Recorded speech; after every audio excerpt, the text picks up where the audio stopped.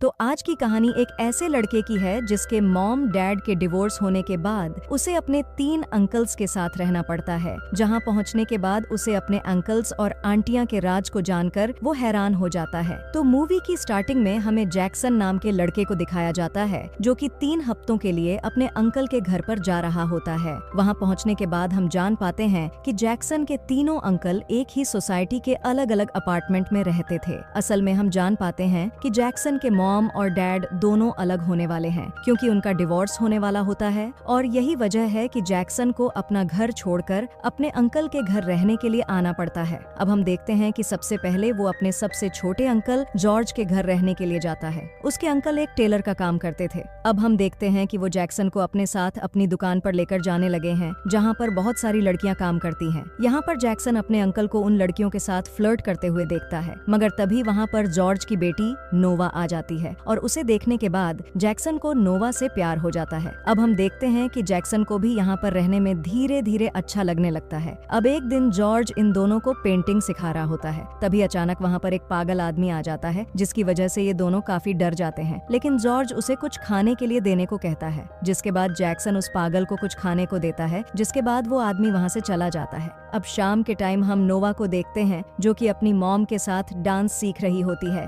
वहीं पर बैठा जॉर्ज जैक्सन को पेंटिंग की जानकारियां दे रहा था, मगर जैक्सन का ध्यान पेंटिंग के बजाय नोवा पर टिका हुआ था। अब हम देखते हैं कि जैक्सन धीरे धीरे नोवा को कुछ ज्यादा ही पसंद करने लगता है और यह बात नोवा भी समझने लगी थी क्योंकि वो भी जैक्सन को पसंद करने लगी थी। इसी वजह से ये दोनों हर वक्त एक दूसरे के साथ ही रहने लगते हैं। अब एक दिन हम देखते हैं कि ये दोनों टेरेस पर होते हैं जहाँ पर नोवा ये चीज नोटिस करती है कि जैक्सन खुश नहीं है। वो अपने मॉम डैड के अलग होने की वजह से काफी डिप्रेशन में रहता है। अब इतना सब कुछ सोचने के बाद नोवा सोचती है कि वो ऐसा क्या करें कि जैक्सन खुश हो जाए, जिसके बाद नोवा जैक्सन से प्रॉमिस करते हैं कि वो उसका साथ कभी जिंदगी में नहीं छोड़ेगी। जिसके बाद वो जैक्सन को अपने दूसरे अंकल माइकल के राज दिखाने के लिए उसे अपने साथ लेकर जाती है। अब वहां पहुंचने के बाद जैक्सन देखता है कि उसके अंकल माइकल अपने ही कलीग के साथ इंटीमेट हो रहे होते हैं। तब हमें पता चलता है कि माइकल एक गे है और जैक्सन ये सब देखने के बाद काफी हैरान हो जाता है।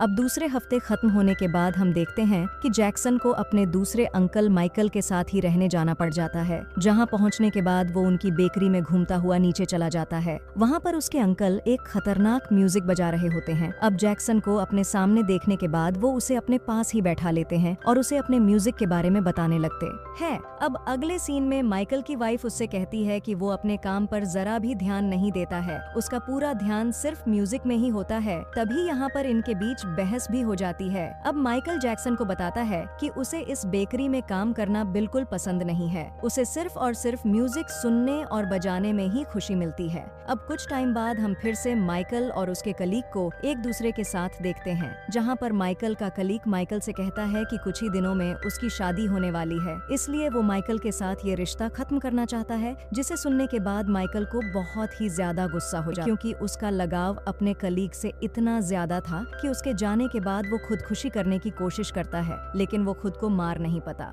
यहाँ पर इनकी बातें जैक्सन और नोवा भी सुन रहे होते हैं। अब शाम के टाइम हम देखते हैं कि जैक्सन जब अपने आंटी के कमरे में जाता है तब उसकी आंटी उससे पूछती है कि वो कितने खूबसूरत लग रही है, क्या उसे पता है, और वो जैक्सन के सामने ही अपने कपड़े उतारने लगती है। तब यहाँ पर जैक्सन माइकल के बारे में उसकी वाइफ को सब कुछ सच सच बता देता है, जिसे सुनने के बाद उसकी आंटी हैरान हो जाती है और उसे ये बात किसी और को न बताने को कहती है। अब हम देखते हैं कि माइकल की वाइफ माइकल का बहुत ज्यादा केयर करने लगती है ताकि उसे किसी भी तरह की कोई परेशानी न होने पाए और वो उसके फ्रस्ट्रेशन को दूर करने की कोशिश करने लगती है। दूसरी तरफ हम जैक्सन को देखते हैं जो कि अपने सपनों की दुनिया में खोया हुआ था। वो अपनी नोवा के साथ बहुत खुश था और वो दोनों टेरेस पर घूम रहे होते हैं। तभी अचानक से एक लड़का और लड़की उनके टेरेस से पीछे की तरफ जाने लगते हैं। तब यहाँ पर नोवा उनके बारे में बताती है कि ये हमारे सबसे बड़े अंकल की बेटी लूसी है और उसके साथ उसका बॉयफ्रेंड है जो कि छत पर ड्रग्स लेने के लिए आए हैं। तभी नीचे से चीखने की आवाज आने लगती है।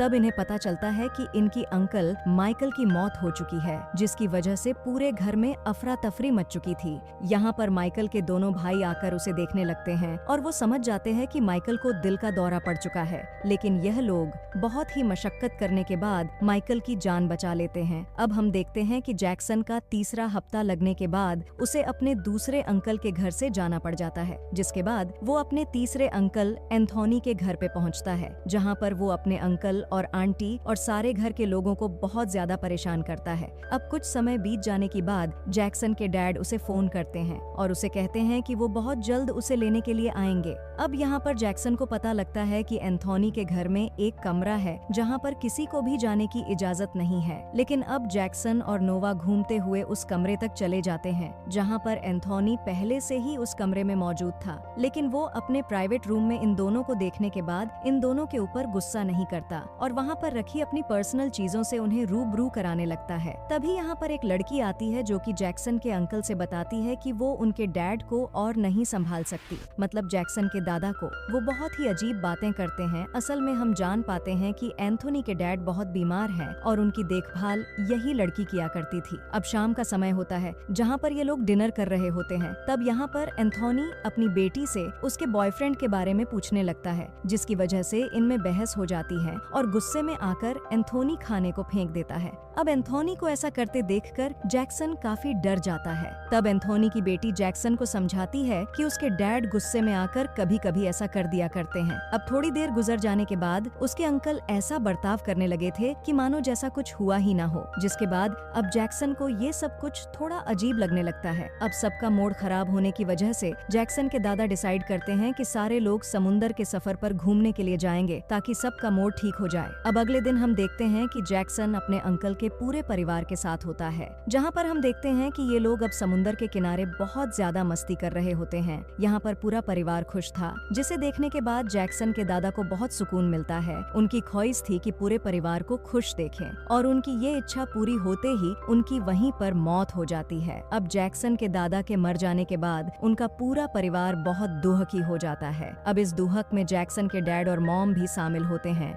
जो कि इस समय तक एक दूसरे के साथ रहने के लिए तैयार हो चुके थे। अब सब कुछ ठीक होने के बाद वो जैक्सन को अपने साथ रहने के लिए घर ले जाने लगते हैं और इस तरीके से नोवा और जैक्सन की लव स्टोरी अधूरी रह जाती है और इसी के साथ ये कहानी खत्म हो जाती है।